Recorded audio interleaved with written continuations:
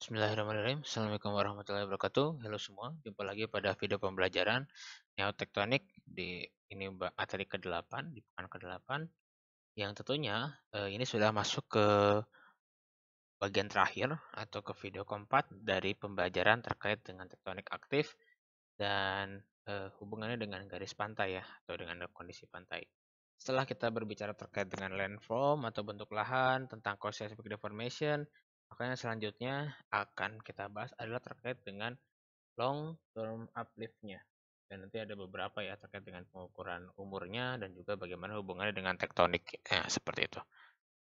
Baik, seperti yang sudah dijelaskan sebelumnya bahwasanya eh, uplift tektonik atau tektonik uplift ini kita bisa melihat dari anomali ya, anomali ketika sea levelnya tidak pada kondisi yang sesuai dengan siklusnya atau sesuai dengan perubahan seperti biasa, maka bisa kita curigai bahwasanya di situ mungkin ada zona-zona dari tektonik aktif atau akibat faktor dari tektonik. Nah, ini ada beberapa poin yang saya catat. Yang pertama adalah long term vertical movement suatu daratan adalah akumulasi rata-rata pergerakan akibat koseismik, interseismik, dan aseismik begitu. Itu yang pertama. Jadi itu adalah akumulasi dari tiga hal ini, tiga event ini. Lalu yang kedua adalah long term rates of uplift-nya itu dapat diketahui baik pada model klastik, karbonat maupun erosional ya. Jadi kita bisa mengetahui dari tiga-tiganya. Walaupun sebenarnya yang paling bagus gambarannya itu bisa kita lihat di karbonat ataupun di erosional. Karena sudah jelas ya kalau karbonat itu kan konstruktif atau dia membangun sesuatu, membangun ada yang bertumbuh. Sedangkan erosional tentunya destruktif, dia menghancurkan. Jadi akan terekam dengan baik. Dan tentunya semua hal tersebut kita bisa mengetahui kapan durasi, seberapa lama durasi pembentukannya, dan juga kita bisa melakukan dating di situ. Lalu selain tadi dengan kita mengetahui uplift rate dari perhitungan tadi ya, elevasi sama dengan uplift rate dikali time kali waktu plus sea level begitu, kita pun bisa membuat grafik untuk bisa membuat gambarannya. Nah, ini adalah salah satu contoh grafiknya teman-teman semua. Jadi ini adalah grafik sea level berdasarkan umur ya pada kurun waktu tertentu. Di sini ada garis A dengan B, ini yang garis penghubung A dengan B ini adalah kita sebut sebagai uplift rate begitu ya untuk sebuah teras begitu. Manusia bisa lihat ya di sini ada gambar A, B, lalu kita bisa rekonstruksikan dengan bentukan coastal terrace ini. Kalau dilihat di video mungkin teman-teman ketutup ya sama muka saya. Nanti mungkin bisa dilihat di slide-nya yang sudah saya bagikan di Google Classroom begitu. Oke.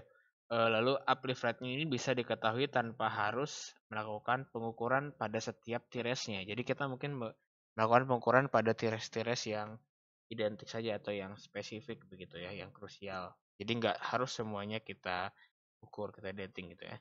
Nah, tentunya dari grafik ini kita bisa melihat rates-nya ya tentunya.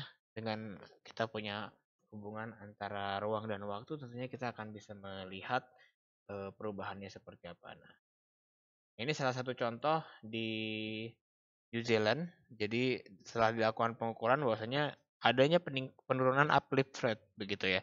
Di mana yang tadinya 3 meter per ribu tahun, dia berubah menjadi 1,2 meter per ribu tahun. Nah, ini diprediksi hal ini akibat adanya tabrakan ya antara ada peningkatan akselerasi antara Australia dengan Pasifik, landmass Australia dengan lintang Pasifik begitu. Dan tentunya uplift rate ini akan selalu berubah seiring berjalannya waktu karena tentunya dipengaruhi oleh faktor-faktor tertentu begitu. Oke, nah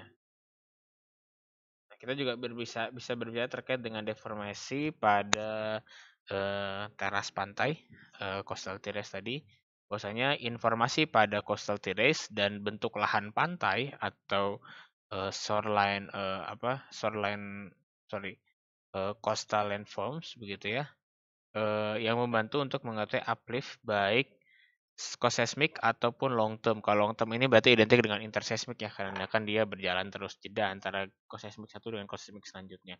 Nah, fitur tersebut dapat mengungkap pola, dapat mengetahui polanya, dan juga range dari deformasi tektoniknya. Nah, teman-teman bisa lihat ini adalah gambar terkait dengan sesar, warping, dan erosi ya pada coastal terrace yang uplift. Dalam hal ini mungkin tersingkap begitu ya, ada di darat sekarang. Nah, tentunya sesar itu memotong coastal terrace dan bentuk lahan lainnya. Juga secara relatif dapat memotong umur. Untuk menentukan umurnya tentunya kita menggunakan prinsip yang klasik, yaitu prinsip potong memotong begitu ya. Ini adalah salah satu contoh ketika memang bentukannya seperti ini, ininya hmm, apa namanya, liftnya begitu ya. Lalu dia di sini ada yang tebing lagi gitu. Seperti ini materialnya masih sama T2 mungkin ini adalah besarnya begitu. Lalu di sini ada yang membentuk gundukan seperti ini, harusnya kan datar ya. Nah, bisa digundukan ini mungkin adanya lipatannya di sini begitu. Nah, ini yang bisa kita apa namanya? Kita interpretasi begitu. Dan yang apa namanya? eh tentunya kalau kita berbicara terkait dengan danau, bagaimana Pak tentang danau begitu ya.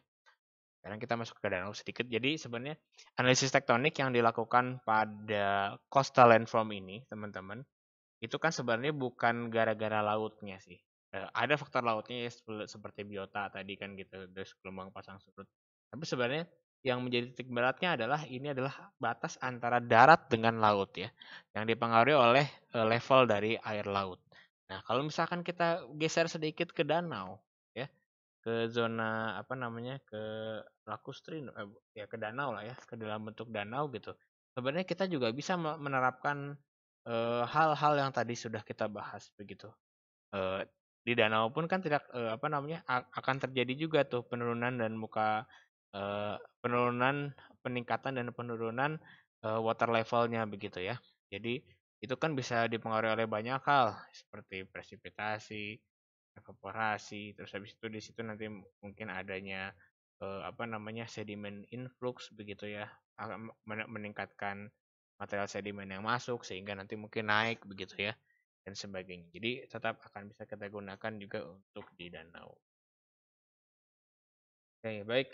Nah, lalu nah ini berhubungan dengan tektonik aktif balik lagi. Jadi seperti studi tektonik aktif pada umumnya, menganalisis coastal landform membutuhkan umur absolut untuk menghitung uplift atau deformasi. Nah, yang pertama ya, pertanyaannya adalah bagaimana cara yang tepat untuk melakukan dating.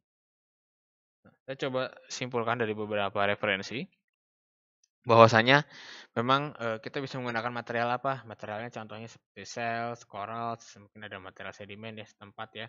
Mungkin dan ada beberapa material lain begitu. Nah, lalu kita bisa menggunakan metode secara umum quaternary dating ataupun kita mau menspesifikkan nih apakah bagian Pleistocene dating yang dicirikan dengan warna merah. Jadi kita bisa melihat indeks fosilnya ataupun ternyata ada spesies-spesies yang eh, spesifik di mana ini hanya bisa hidup pada Pleistocene saja begitu. Atau, kan karena Pleistocene kan eventnya cukup besar ya yang terjadi di Pleistocene di mana adanya mencairnya zaman glasialis itu kan.